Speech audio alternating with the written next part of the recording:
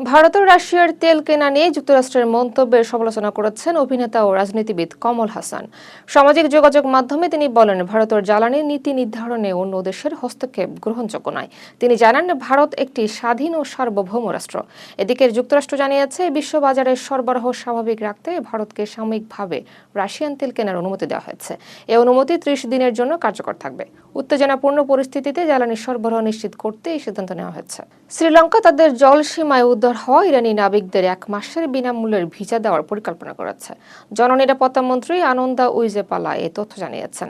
যান্ত্রিক ত্রুটির কারণে ইরানের একটি যুদ্ধ জাহাজ থেকে 204 জন নাবিককে শ্রীলঙ্কা আনা হয়। এর আগে মার্কিন সাবমেরিনের টর্পেডো হামলায় আরেকটি ইরানি যুদ্ধ জাহাজ ডুবে যায়। এতে 80 জনের বেশি নাবিক নিহত হন বলে জানা গেছে। উদ্ধার হওয়া নাবিকদের দেশে ফেরার আগ পর্যন্ত সহায়তা দেওয়া হবে। মধ্যপ্রাচ্যে নিরাপত্তা ঝুঁকি বৃদ্ধির কারণে সৌদি আরব থেকে কিছু মার্কিন কূটনৈতিক কর্মীকে দেশে ফেরার নির্দেশ দিয়েছে যুক্তরাষ্ট্র। অর্ডার ডিপার্চার নামে এর নির্দেশনা জারি করেছে মার্কিন পররাষ্ট্র দপ্তর।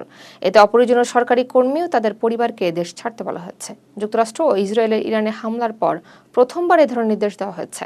কর্মকর্তাদের মতে, এতে অঞ্চলের নিরাপত্তা পরিস্থিতি নিয়ে উদ্বেগের ইঙ্গিত পাওয়া গেছে। বাহরাইনের রাজধানী মানামার কাছে ইরানের ড্রোন হামলায় অন্তত 32 জন আহত হয়েছেন। আহতদের মধ্যে কয়েকজনের অবস্থা আশঙ্কাজনক বলে জানিয়েছে দেশটির স্বাস্থ্য মন্ত্রণালয়।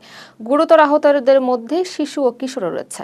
হামলায় বেসামরিক অবকাঠামোরও ক্ষয়ক্ষতি হয়েছে। বাহরাইন সরকারের ঘটনাকে কাপুরুষোচিত হামলা বলে নিন্দা জানিয়েছেন। ঘটনার পর রাজধানী এলাকায় নিরাপত্তা ব্যবস্থা জোরদার করা হচ্ছে। মধ্যপ্রাচ্যের সংঘাতের প্রভাবে বিশ্ববাজারে তেলের দাম দ্রুত বাড়ছে। ব্রেন্ট ক্রুডের দাম বেড়ে ব্যারেল প্রতি $108.77 পৌঁছেছে। করোনা মহামারীর পর একদিনে এটি সর্বোচ্চ বৃদ্ধি বলে জানা গেছে। যুদ্ধের কারণে সরবরাহ ব্যবস্থা ব্যাহত হওয়ার বাজারে চাপ তৈরি হয়েছে। হরমুজ প্রণালী দিয়ে তেল পরিবহনে ঝুঁকি বাড়ছে। বিশ্লেষকদের মতে, পরিস্থিতি দীর্ঘ হলে তেলের দাম আরও বাড়তে পারে।